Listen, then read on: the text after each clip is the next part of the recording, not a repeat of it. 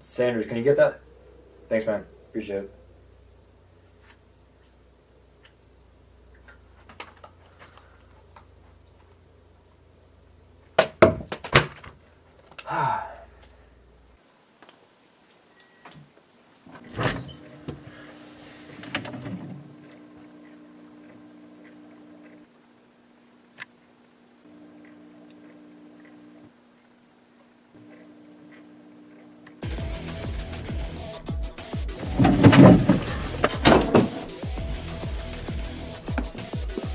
Sanders! Sanders! Sanders! Crap. Crap. Oh my gosh. No, not there. Not there. No, he's in the fridge. No. Okay. Ah! Ah! Oh my gosh. Oh my gosh.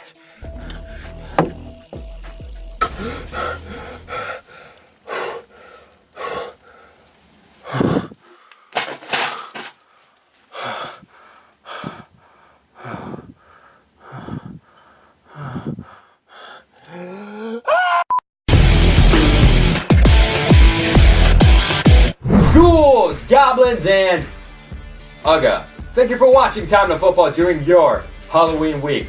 My name is Hassan Khan. Hope you guys' fantasy teams are still doing fine. Because after 6 teams were on a bye week last week, hate to break it to you, but 6 more teams are on a bye week this week. So I hope you guys are adjusting well to that. Now, let's stop talking about fantasy and let's get to real life where I'm unemployed and don't have a girlfriend. The Falcons are on a downward spiral. If they can still win 9 straight. Okay, they can make the wild card at 11-5. So we got the Seahawks and the 49ers and the Packers and the Saints and the Panthers twice. The Detroit Lions had an amazing comeback. That game-winning drive with 12 seconds to go. Matthew Stafford had no timeout, and you expect him to spike the ball. The Cowboys expected him to spike the ball. His own team expected him to spike the ball, but no, he snuck it in based off of instinct, leading the Lions to a victory over the Cowboys, 31-30. Hungriest player of the week, the one that wanted it the most. Now I know I just went off about Matthew Stafford, and I have a huge boner for him because he went to the University of Georgia, but I'm going to give this award to his teammates. Wide receiver Calvin Johnson, who had 329 yards receiving, the second most in NFL history. His most important catch, however, was when he caught an amazing pass with 28 seconds left, setting his team down at the 1-yard line where Matthew Stafford was able to sneak it in for a game-winning touchdown. And the Lions won 31-30, and that's why he is the hungriest player of the week. For the WTF moment of the week, I actually had to change it to random moment of the week because I just don't want to offend anyone. I want to be more open-minded, bring in a lot more viewers. I know what you're thinking. I'm on the internet, so I can say whatever the I want, right? Well, that is true, and I wish I really could. But the thing is, I would just want to bring in a lot of viewers. I pretty much sold out. That's what I'm saying. Anyways, random moment of the week. It's Abigail actually tweeted about Jared Allen saying Culinary Academy and always Sunday Night Football intros. So I just want to talk about that this week. Remember Abigail, right? I don't know. She's cute though. Jared Allen, Culinary Academy. That gets me every time because he doesn't care that he's saying that. That actually inspired me to look up more players that said stuff like that if we can show more footage. Georgia Tech, Nate Burleson, Rainier View Elementary. Tiger Sean. He said elementary school. That's awesome. Go back to your roots. Show more. University. Sizzle. Ball So Hard University. Darius Webb. Now with all of these, you got to go back to the creator, the father of it all. It's none other than the greatest tight end in NFL history. Tony Gonzalez, University of California. Okay? I'm Tony Gonzalez, University of California. I'm Ron Burgundy. Top 3 games of the week start off when the Bengals travel to South Florida to take on the Dolphins. Now, no one is talking about how the Dolphins started out 3-0, then lost 4 straight games and are down to 3-4. This game is an important game for the Dolphins. It's a make or break game for their season. It's not going to be an easy challenge against the 6-2 Cincinnati Bengals. Packers, the Bears, at Lambeau Field, Monday Night Football. Can't get more American than that. Forget that Pittsburgh, Baltimore nonsense that people have been overhyping for years. No. This, in my mind, always has been and always will be the most classic, the most entertaining, the best rivalry in the NFL. Now, it won't be the same with Jay Cutler out, but they're still going to put up a fight. Both teams are going to put up a fight because they both have a good shot at taking the NFC North. How about this for a top 3 game? Philadelphia versus Oakland. Michael Vick versus Terrell Pryor. Both quarterbacks with similar playing styles. This is going to be... Nuh-uh. Vick is hurt again? What? Okay, scratch that. Pittsburgh versus New England. Yeah, 3-4 on my upset picks this year. It's hard, guys. Don't judge my record. It's hard to predict these kind of games. That's why it's called an upset. This week, I'm choosing Miami Dolphins over the Cincinnati Bengals. Sorry, Josh Wolf. I just got that feeling. Miami needs to turn the season around.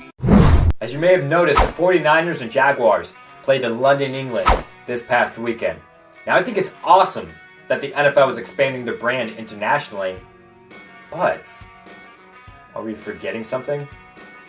What about Los Angeles? I mean, I do think that if football gets so huge worldwide, it would be so cool if we had Olympic football. However, in our own nation, Los Angeles is one of the biggest markets in our country. We haven't had an NFL franchise there in 19 years. So if you bring back a football team there, not only is it going to create a new fan base, but also it'll be beneficial for the economy. A football team in one of the biggest cities in America, millions of dollars. So the amount of effort that the NFL is putting into expanding them globally, we should be doing that within our own country, in one of the biggest cities in our country. Do you know where the first Super Bowl was played? First Super Bowl ever in history. Super Bowl I between the Green Bay Packers and Kansas City Chiefs. You got it. Los Angeles. Los Angeles has already proven that it can be a good football city. Some teams that have played there in the past, the Oakland Raiders and the St. Louis Rams. The Rams moved to St. Louis because of a new owner, and the Oakland Raiders moved back to Oakland because of the fan base. Some contenders to play there in the next few years, Minnesota Vikings. Because the Metrodome is closing, they might be out of the equation now because they're opening up a new stadium. They're playing at the University of Minnesota next year, so they might be out of the picture completely. But however, the Jacksonville Jaguars, whose games, and I'm not trying to offend Jacksonville fans at all, okay, if you love your team, that's awesome, but their games get blacked out all the time. I honestly think that bringing in Tebow would have been good, not only, well, maybe for the team, but also good for the economy there in Jacksonville. So they're a contender to move to Los Angeles. However, they might not be, because guess what for the next few years? Guess which city they're playing host to? A pseudo home team besides Jacksonville. London. So if we weren't focused on London so much, could the Jaguars be going to Los Angeles? Interesting debate.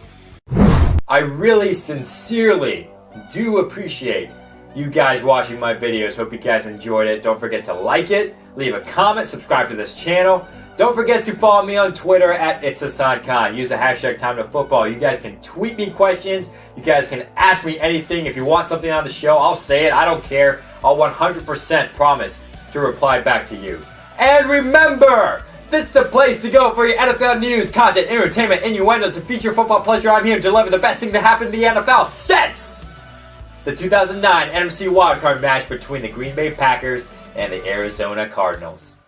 I have ambitions of being an NFL broadcaster and/or analyst, telling you too can pursue your passions if you just stay hungry.